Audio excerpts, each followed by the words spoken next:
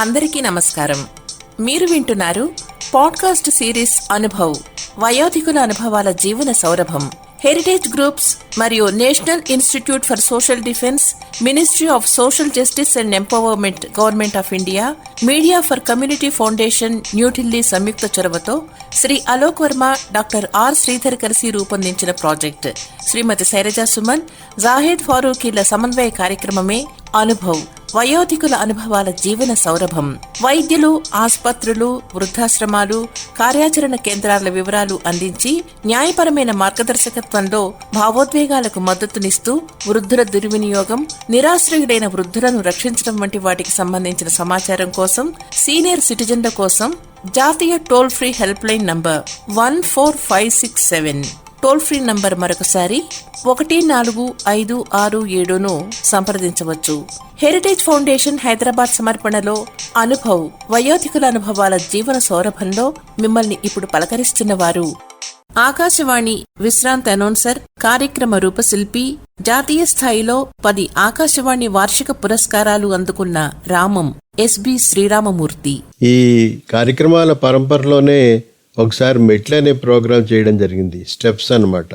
అంటే మానవ జీవితంలో రకరకాల సందర్భాలలో ఈ మెట్లు అనేది ఎంత ప్రాధాన్యత వహించిందో చరిత్రలో వాటన్నింటినీ ఉటంకిస్తూ రకరకాల సన్నివేశాలతోటి ఈ ప్రోగ్రాం చేయడం జరిగింది. వీటన్నిటిలోకి నాకు చాలా బాగా నచ్చింది బుద్ధుడి చరిత్ర. వాళ్ళు చేయని నేరానికి యశోధర, రాహుళ్ళు కూడా పాపం కష్టం అనుభవించారు. బుద్ధుడు రాజప్రసాదాన్ని వదిలిపెట్టి ఆ మెట్ల దిగి వెళ్ళిపోయి మళ్ళీ బుద్ధుడిగా తిరిగి వచ్చిన తర్వాత అదే మెట్ల దగ్గరికి వచ్చి భగవత్ భిక్షాందేహి అని భిక్ష అడుగుతాడు. ఈ సన్నివేశం చాలా కష్టపడి సౌండ్ ఎఫెక్ట్స్ తోటి చేశాను. ఎక్కువ స్పోకెన్ వర్డ్ అంటే వ్యాఖ్యానం లేకుండా. అంటే ఏదైనా సరే ఈ సౌండ్ వింటే దృశ్యం కనిపించాలని. తప్పకుండా మీరు దీన్ని క్లోజ్గా ఫాలో అయితే కనుక మీకు ఆ దృశ్యం అంతా కనిపిస్తుంది. అది ఇప్పుడు విందాం. అంతా సిద్ధంగా ఉంది ప్రభు.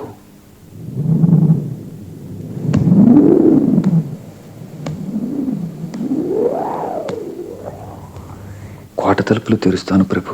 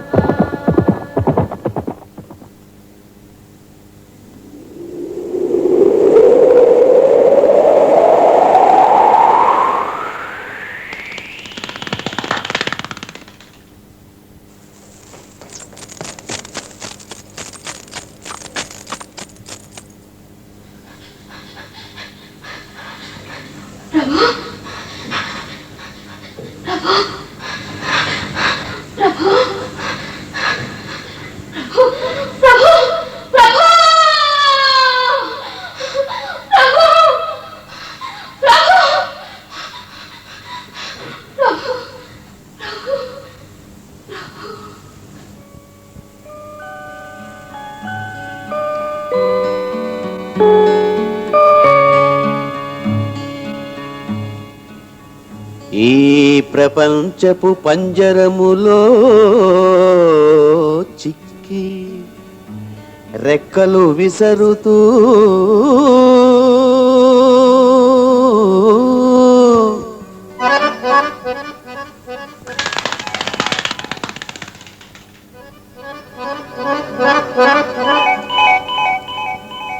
పక్షి పోలిక మనిషి బేలై ముక్తి కోరు నిరంతరం.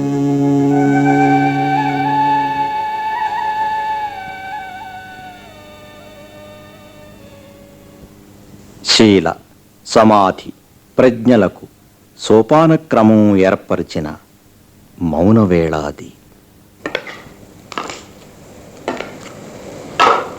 భవతి భిక్షాందేహి.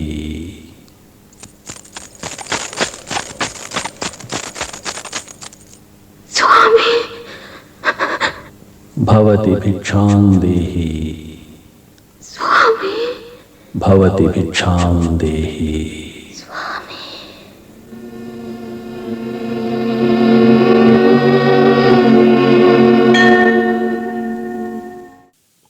నా జీవితం అంటూ వేరే ఏమీ లేదు, నా జీవిత చరిత్ర కూడా వేరే ఇంకే లేదు.